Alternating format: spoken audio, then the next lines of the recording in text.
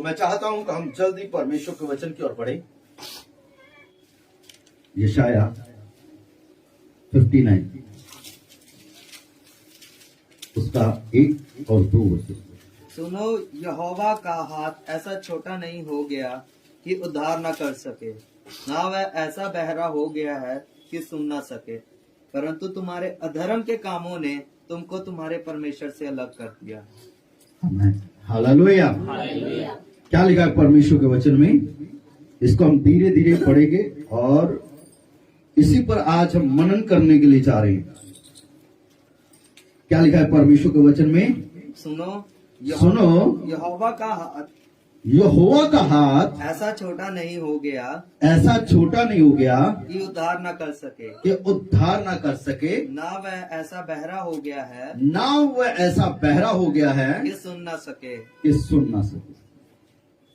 सो परमेश्वर के हम इस वचन पर ध्यान देंगे। तो यहाँ पर परमेश्वर के वचन को जब हम पढ़ते हैं तो परमेश्वर का ये वचन हमें यहाँ पर बताता है। ये क्वेश्चन है हम सबके सामने, क्योंकि कभी कभी क्या होता है हमारी लाइफ में, जब दुख आता है, मुसीबत आती है, परेशानी आती है, बीमारी आती है, तो हम सोचते हैं शायद परमेश्वर सुन नहीं रहा है। मैंने बहुत लोगों से ये बातों को सुना है और कहते हैं आज चिन्ह, चमत्कार, अद्भुत काम, चंगाई, छुटकारा नहीं होता है। तो मैं आप लोगों को आज इस वचन के द्वारा उत्साहित करना चाहता हूं कि परमेश्वर का वचन यहाँ पर यशाया भविष्यवक्ता की पुस्तक में क्लियरली हमें बता रहा है कि परमेश्वर का हाथ छोटा नहीं है। हालेलुया। हम सोचते हैं छोटा है, लेकिन हमारे सोचने से और हमारे मन में आने से कोई फर्क नहीं पड़ता है, कोई फर्क नहीं पड़ता है। बाइबल बताती है कि उसका हाथ छोटा नहीं है। ये क्लियरली है, ये साफ है। हम परमेश्वर के वचन पर विश्वास करते हैं कि उसका हाथ छोटा नहीं है, और ना ही परमेश्वर बहरा है कि हमारी दुहाई को, हमारी प्रार्थनाओं को सुन ना सके। आपके लिए सबसे अच्छी खबर, गुड न्यूज जो है वो ये है कि परमेश्वर आपकी प्रार्थनाओं को सुनता है और वो अपना हाथ बढ़ाता है। पर यदि परमेश्वर का हाथ आपकी ओर नहीं बढ़ रहा है, आप अपने दुख से, अपनी मुसीबत से, अपनी परेशानी से पार नहीं निकल रहे हैं, जहां आपकी प्रार्थनाओं का उत्तर नहीं आ रहा है, तो सोचें, विचार करें, परमेश्वर के ऊपर दोष ना लगाएं कि परमेश्वर नहीं सुन रहा है, परमेश्वर जवाब नहीं दे रहा है, परमेश्वर छुड़ा नहीं रहा है। परमेश्वर पर दोष ना लगाएं, घुटनों पर आ जाएं, प्रार्थना करें, परमेश्वर से पूछें।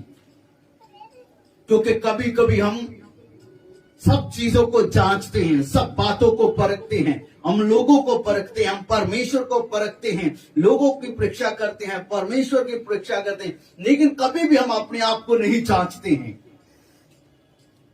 यदि आपका दुख, आपकी मुसीबत, आपकी बीमारी लगातार बनी हुई है, जब बार बार आ रही है, तो विचार करके देखिए। परमेश्वर का वचन बताता है यहाँ पर कि परमेश्वर, देखो सुनो, परमेश्वर का हाथ छोटा नहीं हो गया है कि छुड़ा ना सके, और ना वो बहरा हो गया है कि सुन ना सके, बल्कि परमेश्वर के और तुम्हारे बीच में एक दीवार है जो तुम्हारे पापों की है, जिसके कारण परमेश्वर तुम्हारी नहीं सुनता है, जहां परमेश्वर तुम्हें नहीं छुड़ाता है। हालेलुया।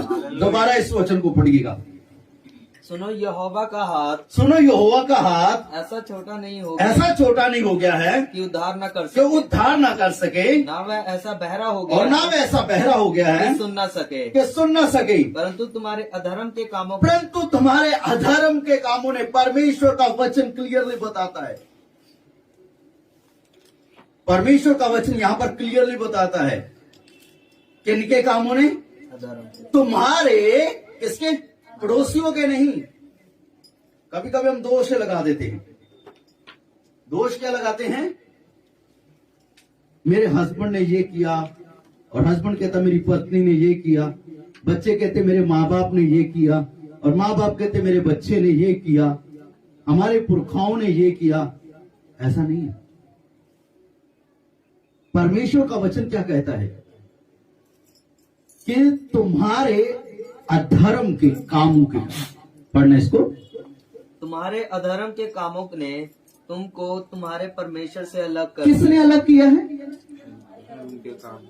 हम अलग रहते हैं। लोग मीटिंग में आने से भागते हैं, प्रार्थना में समय गुजारने से भागते हैं, परमेश्वर के वचन को सुनने और सीखने से भागते हैं। कब हम संगति से भागते हैं, कब हम प्रार्थना से भागते हैं? क्योंकि जब हमारा जो मेरे खुद का एक्सपीरियंस है, जब कोई बंदा, कोई भाई, कोई बहन जब परमेश्वर के हजूरी में नहीं आता है, परमेश्वर के दास लोगों का फोन नहीं उठाता है, संगति नहीं करता है, बातचीत नहीं करता है, तो मैं समझ जाता हूं अभी उसके जीवन में कुछ गड़बड़ हो चुकी है। जो भागता है ना, वो इसीलिए भागता है क्योंकि वो अपने अधर्म के कामों से के कारण परमेश्वर से भाग रहा है। क्योंकि जब हम परमेश्वर के पास आते हैं ना, तो वो अधर्म के काम अपने आप छूटते हैं, वो पाप छूटते हैं। जो बंदा परमेश्वर से प्यार करता है, वो पाप छोड़ करके परमेश्वर के पास आता है। यदि गलती हो जाए, गुनाह हो जाए, अपराध हो जाए, वो फिर भी परमेश्वर के पास आता है। लेकिन कुछ लोग ऐसे होते हैं जो पाप नहीं छोड़ना चाहते, वो अपने कामों को नहीं छोड़ना चाहते, अपनी बातों को नहीं छोड़ना चाहते, अपने पाप को नहीं छोड़ना चाहते, इसीलिए वो परमेश्वर से दूर जाते हैं। कौन हमें दूर करता है? कभी कभी कुछ लोग कहते हमारे घर की ये समस्या थी, हमारी ये समस्या थी, इसलिए चर्च नहीं आए। हमें कौन दूर करता है? कौन दूर करता है हमें? ना कोई माँ बाप करता है, ना भाई बहन, ना रिश्तेदार। यदि आप परमेश्वर से प्रेम करते हैं ना, तो परमेश्वर ऑटोमेटिक आपके लिए रास्ता निकालेगा। Hallelujah, hallelujah. तो मैं आप लोगों को यहाँ पर आज इनकरेज करना चाहता हूँ, उत्साहित करना चाहता हूँ। यदि आज आप अपने अधर्म के कामों को परमेश्वर के सामने रखें, और बाइबल में जैसा लिखा है, कहोता की किताब नीति वचन की पुस्तक में, जो अपने अपराध छिपा रखता है उसका कार्य सफल नहीं होता, पर जो उन्हें मान लेता और छोड़ देता है उस पर दया की जाती है। परमेश्वर आप पर दया करेगा, अपने पापों को माने और छोड़ दे। जब परमेश्वर दया करेगा, परमेश्वर का हाथ भी आपके ऊपर आएगा। परमेश्वर के कानों में आपकी प्रार्थना जाएगी, और आप परमेश्वर की ओर से आपकी प्रार्थनाओं का उत्तर आएगा। हालेलुया। यदि आज यहाँ पर हैं और आप बहुत दिनों से चिंता में हैं, फिक्र में है, बोझ में है, क्यों मैं छुटकारा नहीं पा रहा हूँ, क्यों मेरी प्रार्थना का उत्तर नहीं आ रहा है, तो मैं आपको यही एक बात बताना चाहता हूँ। अभी इसी वक्त समय है, अपने पापों से पश्चाताप करें, अपने बुरे कामों को छोड़ें, परमेश्वर के सामने उन कामों को मान ले और माफी मांगे। परमेश्वर दया करेगा और वो आपकी प्रार्थनाओं को सुनेगा, और उसका हाथ आपके ऊपर आएगा, और आज ही आपके लिए छुटकारा है, आज ही आपके लिए चंगाई है। हालेलुया। परमेश्वर ज्यादा समय नहीं लेता है, उसी वक्त चंगाई देता है। हालेलुया। उसी वक्त हमारी प्रार्थनाओं का जवाब देता है। हालेलुया। आपकी और आपके परमेश्वर के बीच में एक दीवार है जो आपके पापों की है। इसी कारण हमारे जीवन आशीषित नहीं है। इसीलिए हम हर रोज प्रार्थना करते, परमेश्वर मुझे आशीष दे, परमेश्वर मेरी जरूरत को पूरा कर, परमेश्वर मेरे बिजनेस को बढ़ा, परमेश्वर मेरे फाइनेंस में बरकत दे। बरकत क्यों नहीं आ रही है? हमारे जीवन खाली क्यों है? हमारे जीवन में लड़ाई झगड़ा क्यों है? हमारे जीवन में गुस्सा क्यों है? क्योंकि हम परमेश्वर से दूर हैं। हम परमेश्वर से दूर हैं, और हमारे अधर्म के कामों ने हमें परमेश्वर से दूर किया हुआ है। आज मौका है, इस बात के लिए मैं आपको कहना चाहता हूं, अभी भी मौका है, हम अपने पापों को माने, छोड़ दे सब बातों को, परमेश्वर के पास आ जाए और परमेश्वर से माफी मांगे। परमेश्वर आपको क्षमा भी करेगा, और आज आपके ऊपर परमेश्वर का हाथ भी आएगा, और वो अपना बलवंत हाथ बढ़ा करके आपको आज छूलेगा। हालेलुया। आज का दिन आपके लिए है, और मैं विश्वास करता हूं यदि आज आप यहाँ पर बैठे हैं, सबसे बड़ा एक्सपीरियंस, सबसे बड़ी गवाही आज यही होने वाली है हमारे जीवन में। कितने लोग अपने जीवन में आज गवाही को देखना चाहते हैं, कितने लोग चंगाई छुटकारा पाना चाहते हैं, कितने लोग चाहते कि आज आशीष पाए। तो मैं आप लोगों को कहना चाहता हूं, आज जैसे ही मैसेज खत्म होगा, मैं विश्वास करता हूं इस बात पर कि आपका विश्वास भी बढ़ेगा। जैसे आप माफी मांगेंगे, परमेश्वर आपकी प्रार्थनाओं को सुनेगा और आज परमेश्वर का हाथ आपके ऊपर आएगा। हालेलुया। और मैं आत्मा में महसूस करता हूं आज परमेश्वर का हाथ बहुत लोगों के ऊपर है। आज परमेश्वर आपको वाकई में छू लेगा। आज आपके जीवन में गवाही खड़ी हो जाएगी। ईमानदार हो जाएं और बैठे बैठे छोटी सी प्रार्थना करें। मैं चाहता हूं 2 मिनट के लिए अपनी आंखों को बंद करें। मुझे पता है आज वचन सुनते सुनते बहुतों के जीवन में परमेश्वर अपनी महिमा को दिखा देगा।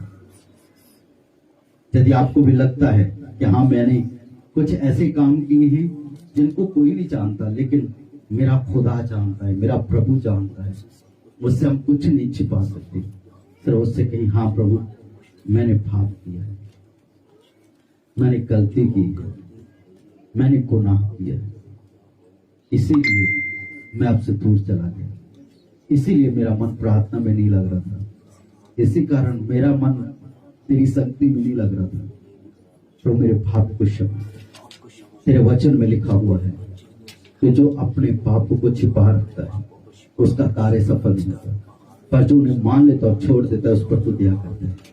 आज मैं अपने पापों को मान लेता और छोड़ देता हूँ ताकि तुम मुझ पर दया करे। सब ऐसे दुआ करेगा, प्रभु आज मैं मान लेता और छोड़ देता हूँ, आज के बाद ये काम नहीं करूंगा, जो आपको पसंद नहीं है वो काम नहीं करूंगा, तो मुझे माफ कर, तो मुझे क्षमा कर, मुझे यीशु के लहू से शुद्ध कर। हालेलुया। ऐसे दुआ करिए, माने अपने मुंह से कन्फेस करें, अंगीकार करें और विश्वास करिए परमेश्वर आपके घर में, आपके परिवार में, आपके जीवन में बहुत कुछ बदलने के लिए जा रहा है। आज परमेश्वर का हाथ आपके ऊपर ही नहीं, आपके घर के ऊपर, आपके काम के ऊपर, आपके बिजनेस के ऊपर, आपके फाइनेंस के ऊपर, आपके बच्चों के ऊपर, आपके माँ बाप के ऊपर, आपके पति के ऊपर, आपकी पत्नी के ऊपर परमेश्वर का हाथ आ जाएगा। आपके बुजुर्ग पर परमेश्वर का हाथ आ जाएगा, आपके बच्चों पर परमेश्वर का हाथ आ जाएगा, आपके जवानों पर परमेश्वर का हाथ आ जाएगा। सब कुछ बदल जाएगा यीशु के नाम में। हालेलुया। और सारी गंदी आत्माएं छोड़ेगी, वो भागेगी यीशु के नाम में। हालेलुया। यदि आपने विश्वास के साथ इस प्रार्थना को किया है तो मुझे पता है आज वचन समाप्त होने से पहले ही आप बड़ी गवाही को देंगे। हालेलुया। उदाहरण के तौर पर कुछ बातों को, 2 उदाहरण जो मैं बताना चाहता हूं। Praise the Lord. व्यवस्था विवरण 26 अध्याय उसका 8 वचन पढ़िए। और यहोवा ने बलवंत हाथ और बढ़ाई हुई भुजा से अति भयानक चिन्ह और चमत्कार। हाँ, धीरे धीरे यहाँ पर परमेश्वर के वचन में लिखा है।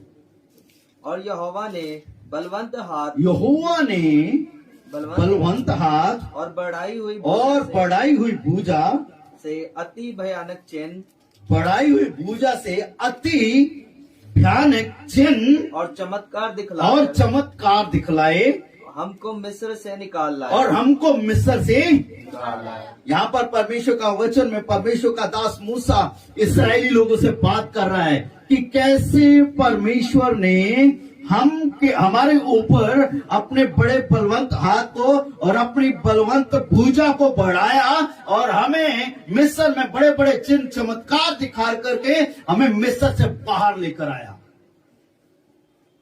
आपको पता है बाइबल में लिखा हुआ है परमेश्वर के वचन में, ठीक है, कुछ वचन मैं बाद में भी दूंगा, लेकिन कुछ इंपॉर्टेंट वचन देना चाहता हूं। निर्गमन 3 का 7 और 8। फिर यहोवा ने कहा, मैंने अपनी प्रजा के लोग जो मिस्र में हैं उनके दुख को निश्चय देखा है। हाँ, परमेश्वर का वचन कहता है, परमेश्वर कहता है मूसा से बात करते हुए, जब परमेश्वर ने मूसा को जलती हुई झाड़ी में दर्शन दिया और परमेश्वर कहता है कि मैंने अपने लोगों के दुख को, पढ़ना इस वचन को दोबारा, मैंने अपनी प्रजा के लोग जो मिस्र में है जो मेरी प्रजा के लोग मिस्र में हैं, उनके दुख को निश्चय उनके दुख को निश्चय देखा है और उनकी जो चिल्लाहट परिश्रम जो उनकी चिल्लाहट और परिश्रम है, कराने वालों के कारण होती है, जो उनके कारण होती है, उसको भी मैंने सुना है उसको भी मैंने सुना है और उनकी पीड़ा पर मैंने चित्त लगाया है। और उनकी पीड़ा पर मैंने। अभी सुनिए ध्यान से, जब वहां पर मूसा बात कर रहा है तो मूसा इजरायली लोगों को याद दिला रहा है, क्योंकि जब इजरायली लोग मिस्र में थे तो इजरायली लोगों का कोई राजा नहीं था। फिरौन मिस्र का राजा था और फिरौन इस बात को जानता था कि इनको छुड़ाने वाला कोई नहीं है। वो क्या करता था, इनसे ज्यादा मेहनत करवाता था, ज्यादा मजदूरी करवाता था, काम ज्यादा करवाता था और उनको जो उनकी मेहनत का जो फल है वो कम मिलता था। कभी कभी क्या होता है कि कुछ लोग दूसरों की मेहनत का फल रख छोड़ते हैं ना, ऐसा होता है। कभी कभी बहुत सारे लोग आपकी मजदूरी भी रखते हैं ना। तो मैं आपको बता दूं, दूसरों की मजदूरी रखने वाला बंदा परमेश्वर के विरोध में पाप करता है। और फिरौन क्या करता था, फिरौन उनसे काम ज्यादा करवाता था लेकिन उनको मजदूरी बहुत कम देता था। और जो वो मजदूरी करते थे वो इतनी कठोर थी कि उनको मारा जाता था, पीटा जाता था। इवन उनके जो बेटे होते थे उनको कत्ल कर दिया जाता था और बेटियों को छोड़ दिया जाता था, क्योंकि वो चाहते थे कि जो इजरायली लोग हैं वो मिस्र में लगातार गुलाम बने रहें और मिस्र में रह करके वो उनकी सेवा करते रहे और वो उनसे सेवा फ्री में करवाते रहे। कहने का मतलब सिर्फ उनको खाना ही मिलता था, सेवा का जो काम वो करते थे वो उनको सिर्फ उसका खाना ही मिलता था और उससे ज्यादा कुछ नहीं। उनकी बढ़ोतरी कुछ नहीं हो रही थी। वो रो रहे थे, वो आंसू बहाते थे, हर रोज पीड़ा थी, हर रोज दुख था। और राजा फिरौन को पता था इनको छुड़ाने वाला कोई राजा नहीं आएगा, ना कोई इनका मददगार आएगा। वो यही सोच के बैठा था और उनसे ज्यादा मेहनत करवाता। रिजल्ट क्या हुआ? रियलिटी की सच्चाई थी, उनकी मदद करने वाला कोई नहीं था। उन लोगों ने अपने परमेश्वर की दुहाई दी, उन लोगों ने परमेश्वर को पुकारा। जब भी उनके ऊपर ताड़ना की जाती, उनको मारा जाता, पीटा जाता, उनके बच्चों को कत्ल किया जाता, वो आंसुओं के साथ परमेश्वर के सामने बैठते, परमेश्वर तू हम पर दया कर, तू ही हमें छुड़ा, हमारा मददगार कोई नहीं है। तो उस वक्त परमेश्वर ने मूसा को चुना। मूसा जब सीनै पर्वत पर था तो परमेश्वर ने मूसा को दर्शन देकर के कहा, मैंने अपने लोगों की दुख और पीड़ा को देखा है। मैं आप लोगों को बताना चाहता हूं, हमारा परमेश्वर हमारी दुहाई को सुनता है। जब हम पीड़ा में होते हैं, जब हमारा कोई मददगार नहीं होता है, जब हमारा कोई सहायक नहीं होता है, जब कोई हमारे साथ चलने वाला नहीं होता है, चाहे उस वक्त कोई दुखों को समझने वाला ना हो, हमारी पीड़ा को कोई समझने वाला ना हो, और हमें भी पता है इस हालात से, इस परिस्थिति से, इस कर्जे से हमें कोई भी नहीं छुड़ा सकता है, तो मैं आपको बताता हूं परमेश्वर है उस वक्त जो आपकी मदद के लिए खड़ा हो जाएगा। जब परमेश्वर खड़ा हो जाएगा ना, किसी की मदद की जरूरत नहीं पड़ेगी। इजरायली लोगों के लिए कोई राजा नहीं आया, इजरायली लोगों को छुड़ाने के लिए कोई बड़ी सेना नहीं आई, इजरायली लोगों के लिए कोई बड़ी फौज तैयार होकर के नहीं आई कि उनको वहां से छुड़ा सके। वहां पर कोई भी आंदोलन, वहां पर कोई भी ऐसी चीज नहीं हुई, लेकिन परमेश्वर ने मूसा के साथ बात की और मूसा को वापस मिस्र में भेजा, जा मेरे लोगों के पास, उन्हें मैं छुड़ाऊंगा। तो मूसा कहता है मैं कैसे जाऊं, मैं तो बात भी नहीं सही तरीके से कर सकता हूं, क्योंकि मैं बोलने में सही नहीं, अकलाता हूं। परमेश्वर उसको चिन्ह दिखाता है, तो जा, मैं छुड़ाऊंगा, मैं तुझे इजरायली लोगों के मिस्र लोगों के सामने मैं तुम्हें परमेश्वर की नाई भेजता हूं, तू मेरी जगह पर जा रहा है। और परमेश्वर ने कहा जब तू जाएगा मैं तेरी साथ चलूंगा। और जब मूसा मिस्र की ओर गया फिरौन के साथ बात करने के लिए, तो परमेश्वर मूसा के साथ था।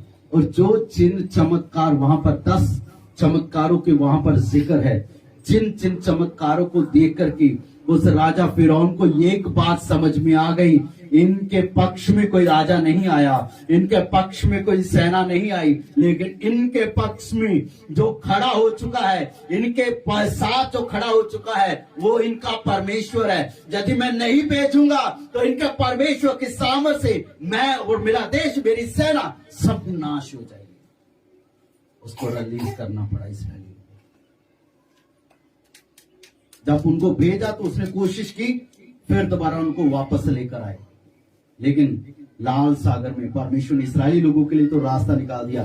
जो रास्ता परमेश्वर ने इस्राएली लोगों के लिए निकाला, मिस्रियों ने सोचा, मिस्र की सेना ने सोचा हम भी इस रास्ते से निकल जाएंगे, लेकिन वो भूल गए ये रास्ता सिर्फ इस्राएली लोगों के लिए है, मिस्रियों के लिए नहीं है। जैसे इस्राएली लोग पार हो गए, मिस्र की सेना उस समुद्र के रास्ते में आ गई, उसी वक्त परमेश्वर ने उस समुद्र को ज्यों का त्यों कर दिया, और वो पूरी की पूरी सेना उसी लाल सागर में डूब के नाश हो गई। यह परमेश्वर, कोई मदद करने के लिए नहीं गया, लेकिन परमेश्वर। और जब परमेश्वर मदद करता है, जब परमेश्वर हाथ बढ़ाता है, तो कितनी भी गंदी आत्माएं हो, कितना भी जादू टोना हो, कितनी भी भयानक बीमारी हो, जब परमेश्वर का हाथ आएगा वो बीमारी अपने आप गायब हो जाएगी। हालेलुया। वो बंधन टूट जाएंगे, वो जादू टोना कैंसिल हो जाएगा जब परमेश्वर का हाथ आपके ऊपर आएगा। Hallelujah, hallelujah. एक छोटी सी उदाहरण देना चाहता हूँ। मत्ती रचित सुसमाचार 14 अध्याय उसका 30 वचन पढ़िए। बस ये वचन पढ़ करके मैं बंद करना चाहता हूँ, लेकिन मैं आप लोगों को यही एक बात बताना चाहता हूं इस वक्त। मत्ती 14 का 30। पर हवा को देखकर डर गया, और जब डूबने लगा तो चिल्लाकर कहा, हे प्रभु मुझे बचा। हाँ, पढ़ो आगे। यीशु ने तुरंत हाथ बढ़ाकर उसे थाम लिया और उससे कहा, हे अल्पविश्वासी, तूने क्यों संदेह किया? जब वे नाव पर चढ़ गए तो हवा थम गई। हाँ, बस प्रेज़ द लॉर्ड। सो परमेश्वर इस वचन के द्वारा हमें आशीष करे। यह दूसरी उदाहरण है, 2-4 मिनट और। यहां पर लिखा है, जब यीशु मसीह पानी पर चलते हुए आ रहे थे और यीशु मसीह के चेले नाव में बैठे थे, उन्होंने यीशु मसीह को देख करके डर गए और उन्होंने सोचा कि ये कोई भूत पानी पर चलते हुए आ रहा है। यीशु मसीह ने उनसे कहा, डरो नहीं, मैं ही हूं। तो पतरस कहता है, यदि प्रभु तू है तो मुझे भी आज्ञा दे, मैं भी पानी पर चलना चाहता हूं। यीशु मसीह ने कहा, ठीक है, तू आ जा।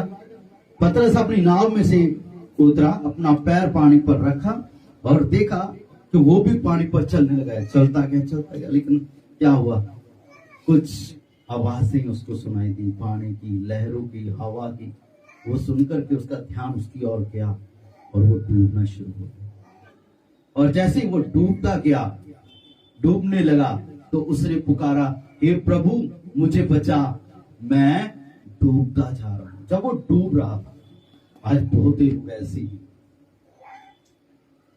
बहुत ही लोग ऐसे ही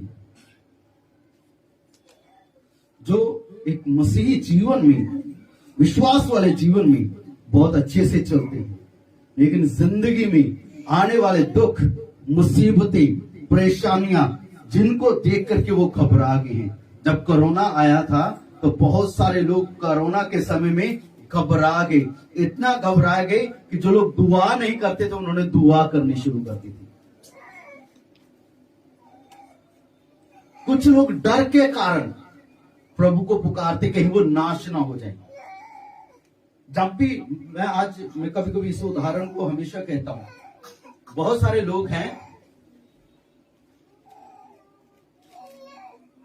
सिर्फ जरूरत के समय परमेश्वर को पुकारते हैं।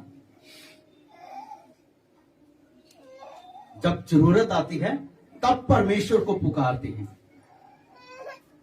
जब मुसीबत आती है तब परमेश्वर को पुकारते हैं। वैसे ना संगति करेंगे, ना प्रार्थना करेंगे, ना बाइबल पढ़ेंगे, चाहे कितना भी कॉल कर लो, कितना भी फोन कर लो, भाई आप आराधना में नहीं आ रहे, पासी क्या करे, आज ये काम पड़ गया, कल वो काम पड़ गया, इस हफ्ते ये रहा। प्रार्थना करते नहीं, आज नहीं हुई, थकावट हो जाती है, ये हो जाता है, वो हो जाता है, बस ये बहाने देते हैं। लेकिन जब किसी विपत्ति में फंसते हैं तब कहते हैं पास्टर जी हम फंस गए, प्रार्थना करिए प्रभु बचा ले। कुछ लोग ऐसे होते हैं, सेल्फिश होते हैं, वो सिर्फ प्रार्थना करते हैं उस वक्त जब उनको जरूरत होती है, संगति तब करते हैं जब उनको जरूरत होती है। चर्च आना, संगति करना, प्रार्थना करना, ये परमेश्वर के साथ हमारा पर्सनल रिश्ता है, इसको कभी भी गवाए नहीं। बहुत सारे लोग इस संसार में रहते हुए, मसीही जीवन में चलते हुए डूब रहे हैं। पतरस डूबने लगा और पतरस ने कहा प्रभु मैं डूब रहा हूं, मैं नाश होता जा रहा हूं, तो मुझे बचाओ। वहां पर एक पॉइंट जो बहुत अच्छा है वो ये है, यीशु मसीह ने लिखा है, यीशु मसीह ने अपना हाथ क्या किया, वहां पर पढ़ना इस वचन को, 31 वचन को। यीशु ने तुरंत हाथ बढ़ाकर उसे थाम लिया। यीशु मसीह ने तुरंत अपना हाथ बढ़ाकर हालेलुया क्या किया, उसे थाम लिया। Praise the Lord, hallelujah. हम ये इतना नहीं यहां पर पता कि कितनी दूरी थी, वहां पर कितना लंबा हाथ यीशु मसीह ने वहां पर किया और उसे थाम लिया। मैं आपको एक चीज बताता हूं, मैं वापस उसी जगह पर आना चाहता हूं। परमेश्वर का हाथ छोटा नहीं है कि हमें बचा ना सके, हमें थाम ना सके। जहां भी हम डूब रहे हैं, जैसी भी हालत में है, जैसे भी पाप में है, जैसी भी मुसीबत में है, जैसी भी मुसीबत दुख में है, जैसी भी परेशानी में है, वहां से निकालने के लिए उसका हाथ बलवंत हाथ है। हालेलुया। मृत्यु का खड्डा भी हमें डुबा नहीं सकता है। हालेलुया। मृत्यु भी हमें निगल नहीं सकती है। जब हम पुकारते हैं तो अपना हाथ लंबा करता है और हमें थाम लेता है। हालेलुया। आज आपके जीवन में परमेश्वर यही करने वाला है जो पतरस के साथ किया है। वो डूब रहा था, वो नाश हो रहा था और यीशु ने अपना हाथ लंबा किया है। आज वही यीशु का हाथ आपके लिए भी लंबा होने वाला है। हालेलुया। पुकारे उसे कि यीशु आज तू मुझे बचा ले, वो आज आपको बचाएगा। बाइबल में लिखा है यीशु मसीह ने अपना हाथ लंबा किया और उसे थाम लिया और उसे उसी जगह पर खड़ा कर दिया। Praise the Lord, hallelujah. मैं इसको ज्यादा आगे नहीं लेकर जाना चाहता हूं। वो परमेश्वर सामर्थी है, वो महान है। जो वो बड़े बड़े काम करता है ना, वो कोई और नहीं कर सकता है। इससे पहले कभी कोई पानी पर नहीं चला है। हालेलुया। इससे पहले कभी कोई पानी पर नहीं चला है। इससे पहले जब परमेश्वर ने लाल सागर को 2 हिस्से में किया, कभी किसी ने लाल सागर क्या किसी भी पानी को 2 हिस्से में कार करने की कोशिश नहीं हुई की है, और ना ही कोई कर सकता है जो परमेश्वर ने किया है। वो परमेश्वर जिसने अद्भुत काम पहले किए, वही परमेश्वर आज भी अद्भुत काम कर सकता है मेरे और आपके जीवन में। हालेलुया। वो आपको छुड़ा सकता है, वो आपको बचा सकता है, वो आपको थाम सकता है। शैतान आपको नाश नहीं कर पाएगा, शैतान आपको डुबा नहीं पाएगा। इस संसार का लोभ और लालच आपको नीचे नहीं गिरा पाएगा यदि आपका रिश्ता परमेश्वर के साथ में है। यदि आप पाप में फंसे हुए हैं तो याद रखना, आप पुकारते रहेंगे। हालेलुया। आज आपके लिए समय है। मैं विश्वास करता हूं परमेश्वर पर, उसकी हजूरी हमारे बीच में है, उसका सामर्थ हमारे बीच में है। बाइबल बताती है यीशु मसीह आज कल युगानुयुग एक सा है, वो कभी बदलता नहीं है। वो जैसा मूसा के समय में था वैसा ही आज है, जैसा यीशु मसीह के समय में था वैसा ही आज भी है। यदि वो उस पतरस को छुड़ा सकता था, और भी बहुतों की गवाही हमारे हाथ में है। हम बाइबल को खोलेंगे तो पढ़ सकते हैं। यदि हम थोड़ा सा पीछे चले अपने जीवन के बारे में, यदि हम यीशु मसीह के बारे में ना जानते ना सुनते, तो शायद कई साल पहले ही हमारी स्टोरी खत्म हो जानी थी। लेकिन किसी ने यीशु मसीह के बारे में बताया, हमने मन फिराया, तौबा की, विश्वास किया, प्रार्थनाएं की, और परमेश्वर ने उस गहरे खड्डे से हमें बाहर निकाला। वो परमेश्वर आज भी कर सकता है। जिसने आपके लिए पहले बड़े काम किए, वो अब भी आपके लिए बड़े काम कर सकता है। वो दोबारा काम करने के लिए सामर्थ्य है, वो बदलता नहीं है, वो आपके लिए दोबारा कर सकता है। कह सकते हैं आप प्रभु से, प्रभु क्या तू दोबारा अपना हाथ बढ़ाएगा और मुझे छुड़ाएगा? क्या तू दोबारा मुझे बचा सकता है? वो अपना हाथ लंबा करेगा और आपको बचाएगा। शैतान मुसीबतें आपको नुकसान नहीं पहुंचेंगे, आपका कर्ज आपको नाश नहीं कर पाएगा। मैंने बहुत ही लोगों को पिछले दिनों में ये बात कहते सुनी कि इतना कर्जा था कि मरने के लिए मन कर रहा था, इससे अच्छा है कि हम मर जाएं। परमेश्वर आपको कर्ज से उद्धार कर सकता है, परमेश्वर छुड़ा सकता है।